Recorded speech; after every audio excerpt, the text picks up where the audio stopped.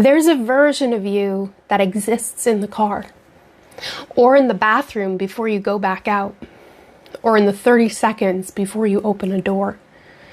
The real version, the one who's tired, the one who's holding more than she admits, the one who got to this moment on fumes and knows it. And then the door opens and something inside of you adjusts. You smile. You ask how everyone is. You answer the question before anyone can even ask it. You become the version of yourself that doesn't need anything, that's handling it, that's fine. And you are fine. You're always fine. But at the end of the day, when the performance is over and you finally sit down, you have nothing left. And you don't always know where it went.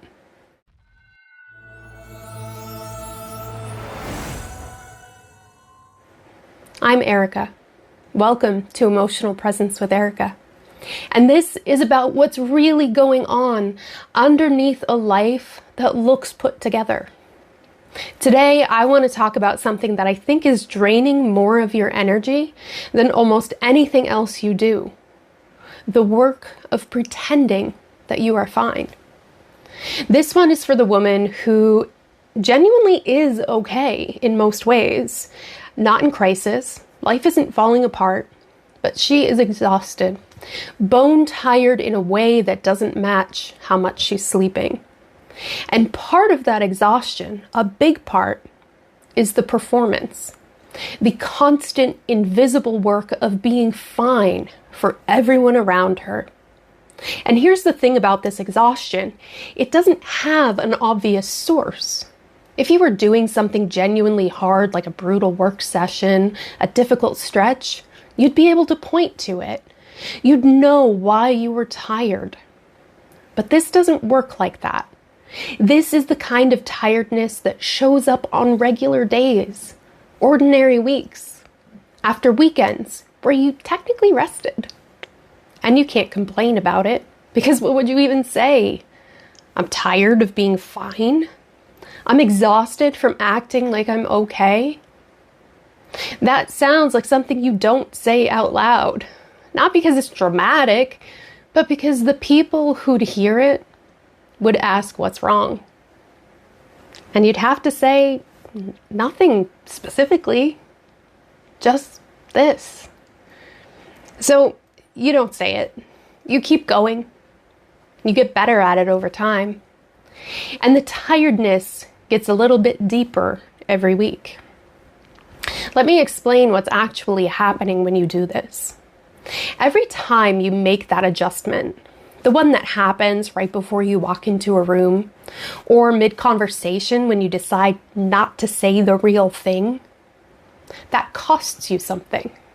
It's not dramatic, it's a small withdrawal, but it's constant. And here's what I want you to notice. You're not just smiling when you don't feel like smiling. You're actively managing the distance between what you feel and what you show. And that management takes energy, real energy, cognitive energy, emotional energy, the kind that doesn't get replenished by sleeping. And because it happens in such small increments, a small adjustment here, a tucked away feeling there, you don't experience it as one big drain. You just notice that by the end of the day, you have nothing left. You've spent all of it on being fine. And the cruelest part is that from the outside, it looks like you're doing well, which means that nobody thinks to ask, which means that you have to keep performing. And the tank gets a little emptier every day. I used to do this so automatically that I barely noticed I was doing it. I have a phrase for it now, the adjustment. That thing that happens right before you walk into a situation. The breath, the shift, the put it together that you've done so many times that it doesn't feel like a choice anymore. It just happens. You become the fine version of yourself, and the door opens.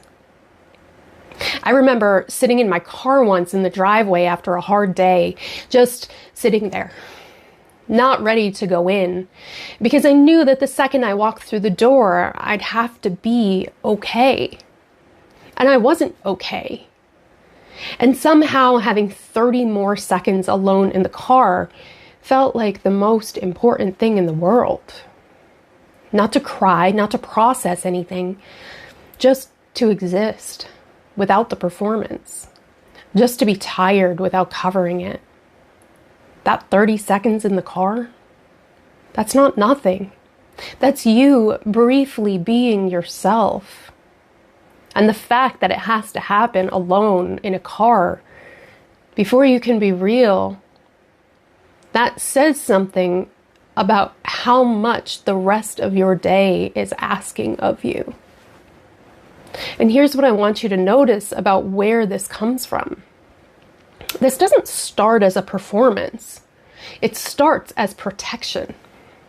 At some point, maybe very early, maybe over a long stretch of years, you learned that your feelings made things harder. That not being fine had consequences. That the easier path for everyone was to be okay, to handle it, to not add your stuff to the pile. And it worked. People counted on you. You were the strong one, the capable one, the one who had it all together. So you kept doing it. You got better at it. And now it is so automatic that you don't even realize you're doing it until you're sitting in the car at the end of the day with nothing left and no idea where it went.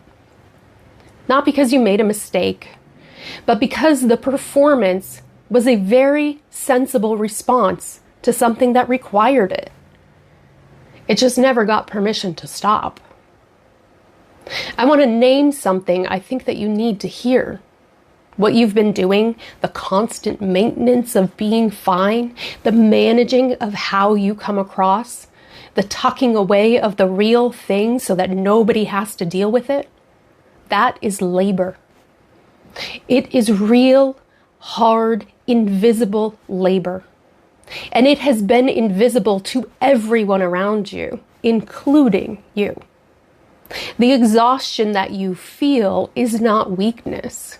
It's not evidence that you can't handle things.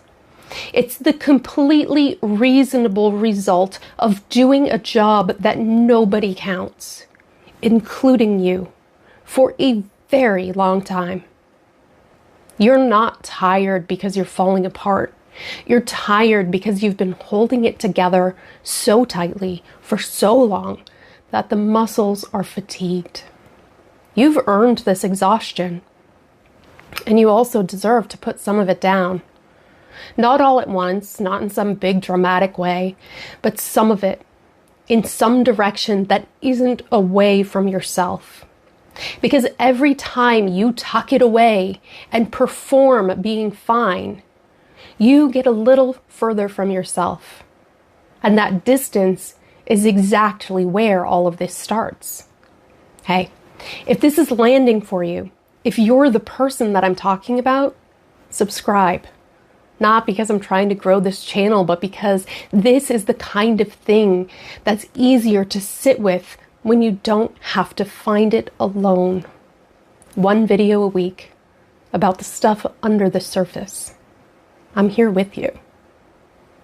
And here's something that I've noticed about being the strong one. Nobody checks on you.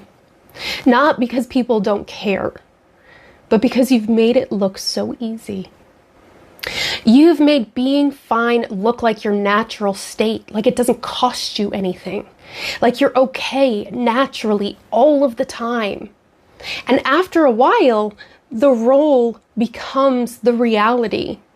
People stop asking how you're doing because the answer is always the same. I'm fine. Good. I'm handling it. You become the person who doesn't need anything. And then one day you realize that you've been needing something for a very long time, and there's no one left to say it to. Not because they're gone, but because you've taught them you're fine.